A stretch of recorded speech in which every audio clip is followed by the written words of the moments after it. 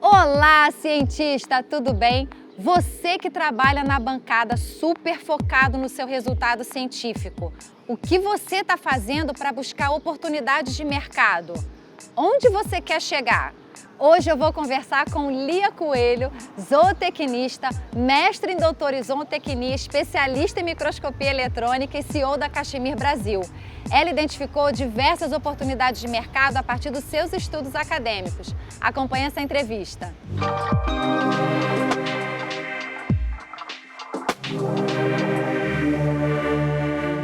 Lia, seja muito bem-vinda ao canal do Cientista. Obrigada pela sua entrevista. Pessoal, a Lia Coelho é uma das cientistas mais jovens que eu conheço e que tem uns 5 pedidos de patente já depositados, né? Sim. Decorrentes do estudo acadêmico dela, uma pessoa super inovadora que busca oportunidades. Então, eu te agradeço muito pela sua entrevista aqui pra gente. Então, começa falando pra gente um pouquinho da sua formação acadêmica. Sim, eu comecei como zootecnista, né? E aí eu escolhi a zootecnia para poder empreender também para poder fazer a parte de ciências, que eu sempre fui treinada pelos meus pais. Eu sou filha de 2 físicos.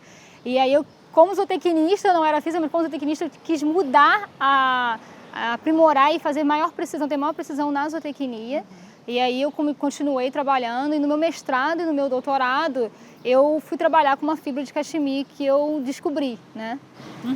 Quer dizer, durante a sua pesquisa foi meio que acidental ou foi oportunidade? Como que começou isso? Sim, foi acidental. Eu fui dar uma aula no setor de caprinos e aí eu chegando lá no setor de caprinos eu encontrei alguns animais que foram doados para a universidade de um criador. E eu peguei esses animais, quando eu olhei, estavam cheios de fibra fina, né, que é a fibra de cachemir. E dali para frente eu fiz o meu mestrado e meu doutorado em cima de cachemir. Entendi. E assim, em que momento que você viu que dava para empreender? Porque você certamente começou com um objetivo científico, né, apenas, né? Mas qual foi o start para você? Na minha dissertação eu tinha que primeiro provar que aquilo era uma fibra de cachemir. Então eu precisava identificar. É um conhecimento que ninguém conhece no Brasil, ninguém sabia o que era fibra, o que eu tinha que fazer, quais são os equipamentos. Fora do Brasil, Fora né? É muito conhecida, mas no Brasil não. Então não tinha nem equipamentos, não sabia o que fazer. E aí eu comecei a pesquisar e trabalhar em cima de fibra de cachemir na parte de pesquisa. A minha dissertação eu defendi ela, mas já no início dela eu já tinha a minha primeira propriedade intelectual, onde eu fiz o meu primeiro depósito de patente junto com a minha universidade.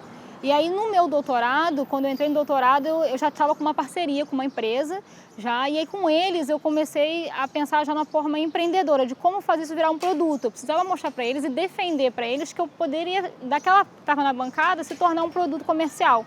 E aí eu comecei a fazer o fio e tecido com eles, né? Junto com essa empresa com essa que você identificou como parceira, né? Para você. Quer dizer, isso é muito legal você estar falando, porque assim, você não deixou de fazer a ciência, né? Então, mas você conseguiu identificar uma indústria parceira para ajudar a atravessar o Vale da Morte, né? Que o Vale da Morte é grande na ciência, né? Então, foi importante essa indústria nesse sentido, assim, para te ajudar a elaborar um produto? Sim, eu tive esse patrocínio, foi o primeiro patrocínio com eles, depois entrou mais uma indústria, depois entrou outra. Eu tive 3 patrocínios dentro do projeto e aí foi tudo desencadeado nesse know-how que eu comecei a desenvolver dentro dessa primeira indústria já, e aí as coisas começaram a funcionar. Mas como que foi, assim, a indústria chegou até você ou você que identificou foi atrás dela? Como é que foi isso? Isso é legal que todo mundo fala como é que eles chegaram a você. Na verdade, eu cheguei a eles, eu mandei um e-mail à empresa. E aí eu não sabia quem eram direito, sabia mais ou menos qual era o perfil da empresa. Eu mandei o e-mail para eles falaram que estavam na Europa. E eles voltaram de lá e falaram assim, calma, espera alguns dias, nós estamos voltando e a gente quer conversar com você. Marcaram uma reunião. E aí eu levei metade da minha dissertação, porque a outra metade estava fechada por causa da patente. Sim. E aí só com a outra parte eu levei e fui dentro de uma reunião e ali foi minha primeira hora de defender o meu projeto, meu primeiro pitch ali com eles. Foi com eles. E aí eu mostrei para eles, naquele dia eles aceitaram me patrocinar. E aí daí para frente vieram outras empresas por causa do patrocínio dessa empresa. Lia, então assim, o teu objetivo, né, quando você começou a mexer, né, com a cabra, viu que ela tem fio, então o teu objetivo primeiro era atingir a indústria da moda. Só que antes de chegar na moda, tem a indústria têxtil. Sim. E aí como é que você fez para avaliar esse mercado? Então eu precisava, na verdade, dentro da minha bancada, dizer se minha fibra e meu fio tinha capacidade para se tornar uma fibra um fio têxtil. Isso foi a primeira resposta que eu tinha que dar. A parte científica então é ainda. científica, mas já aplicada à indústria. indústria, é direto na indústria. E aí eu comecei a rodar os fios dentro da indústria. Eu mesmo rodei os fios. E eu fiz o tecido de uma forma de protótipo dentro dessa indústria. Aí, daí para frente, eu já conseguia provar para a indústria de moda que eu era capaz de produzir o fio e o tecido para moda, né? Dali para frente, eu tinha que conquistar outro mercado, que era o mercado da moda de luxo. Nossa. E aí, foi um mercado que eu não conhecia, eu tive que aprender sobre moda de luxo. Então, ali, eles reconheciam dentro do meu projeto os valores que tem dos Objetivos de Desenvolvimento Sustentáveis da ONU, que o projeto atende a 9.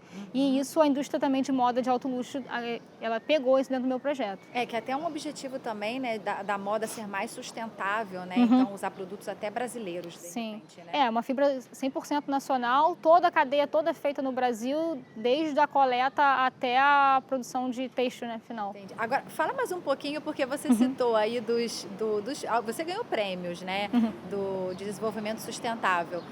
Por que o teu projeto atende 9 ODSs? Como é que foi isso? Atende, engraçado que ele atende naturalmente as 9 ODSs, são 17 ODSs da ONU, eles atendem a 9. E atende porque quando o projeto se insere, um projeto científico, saiu da bancada, ele se insere dentro da fazenda ou das pessoas desfavorecidas, principalmente no Nordeste, ele muda a vida das famílias.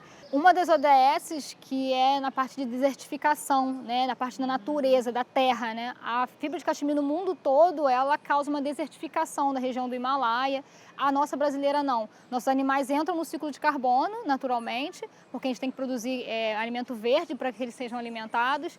E aí a gente aproveita e ainda tira uma fibra que é biodegradável e sustentável. E atende mais uma ODS. Atende outras ODS, tem várias, são 9, né? E uma delas fala da exportação. Então, a fibra de cachemir brasileira será toda exportada, é um produto de exportação no mercado.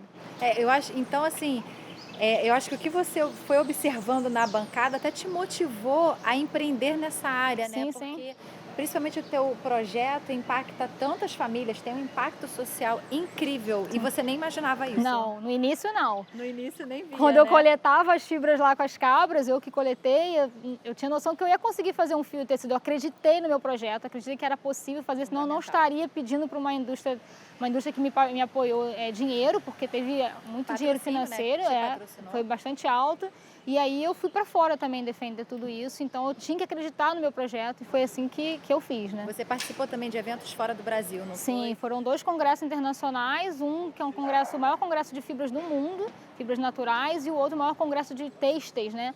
Então no mundo também, eu tinha referências lá fora para falar se eu estava falando certo ou errado em relação à minha fibra, porque no Brasil eu não tenho nenhuma referência em relação a cachemir. Porque a cachemir também ela não é muito conhecida aqui no Brasil, né? Tanto que a gente tem tantos produtores de cabra e que às vezes, você me contou uma vez, né, que tipo, a cabra estava lá no canto com os pelos assim, sei lá, todo bagunçados, embolados, e a pessoa nem sabia do valor que aquele pelo tinha, né? Então você conseguiu mostrar. Sim, quando eu vou no Nordeste, chego lá, o criador tá cheio de fibra de cachemir e para eles aquilo é uma coisa depreciativa. E quando eu mostro para eles o que é uma fibra de cachemir, eles ficam realmente muito felizes, porque você aumenta a renda do produtor. Muitos deles param de produzir leite, produzir o caprino, porque não consegue fechar a conta. E aí quando você fala para eles, eu tenho mais um produto para você, que você pode tirar dos seus animais, e o seu investimento é simplesmente uma escova de rasquear cachorro.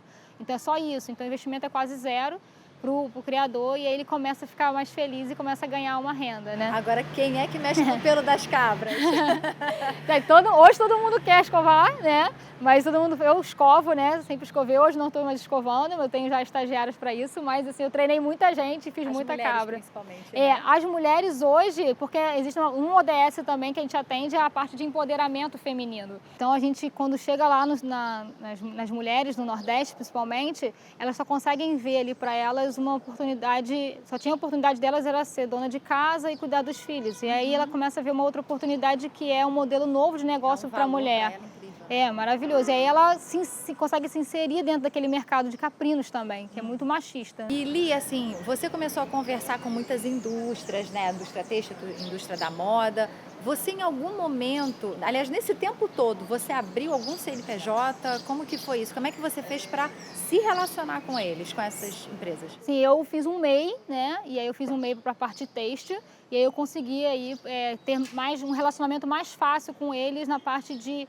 Não era mais a Lia que estava conversando, era a Cachemir Brasil começou a conversar com eles. Então eu conseguia entrar nos editais internos deles e também justificar a minha aquisição para continuar com o patrocínio, né? Entendi, mas depois de quanto tempo, assim? Depois de um ano conversando com eles, como que você não abriu logo de cara, né? Sim, eu como era bolsista, né, eu não poderia ter o MEI na minha universidade, segundo a minha universidade. E quando eu me formei, logo depois que eu me formei, eu já abri o MEI. Foi logo depois. Aí facilitou também a conversa, né? Sim, fica mais fácil conversar, eu consegui emitir notas de serviços que eu conseguia fazer, ficou bem mais fácil. Lia, e por que empreender nessa área então, assim, que é uma área da moda que você não tinha conhecimento, né, como você tinha falado, por que você resolveu entrar nisso daí? Então, a área da moda tem uma necessidade enorme, a área têxtil também, uma necessidade enorme de inovação, de trazer coisas novas. Então, existe não só essa possibilidade da Cachemir, mas outras possibilidades de outras fibras e outros tecidos para desenvolver. A indústria hoje está ávida por sustentabilidade, produtos biodegradáveis, veganos e sustentáveis.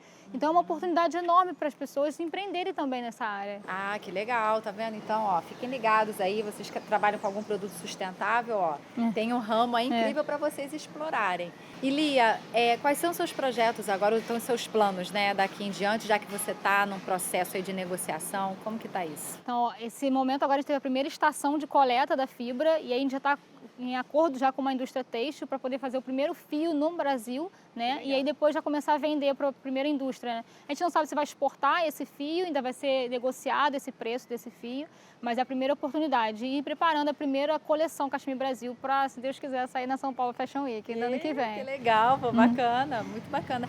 E Lia, assim, você é uma pessoa super empreendedora, né? Quer dizer, você não para quieto. Não. Você se engaja em um monte de projetos.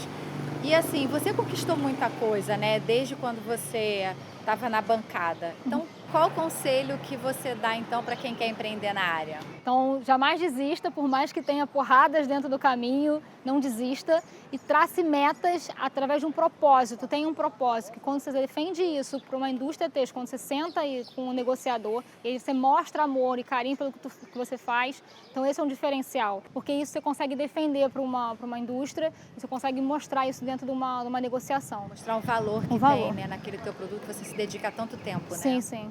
Pô, muito legal. Então, Lia, muito obrigada pela sua entrevista e pelo seu tempo aqui com a gente. Tá, obrigada e agradeço e vamos empreender. Vamos empreender. E aí, pessoal, vocês estão motivados para empreender? Viram que criar negócios é bem trabalhoso, mas é uma abertura incrível para você identificar oportunidades e ter novidades na sua vida profissional. Clica no site do Cientista Empreendedor para você conhecer as soluções e os treinamentos que temos para você. E compartilhe o conteúdo desse vídeo com os seus colegas de laboratório para que ele alcance mais pessoas. E vem com a gente empreender na ciência porque vale a pena. Um abraço e até o próximo vídeo.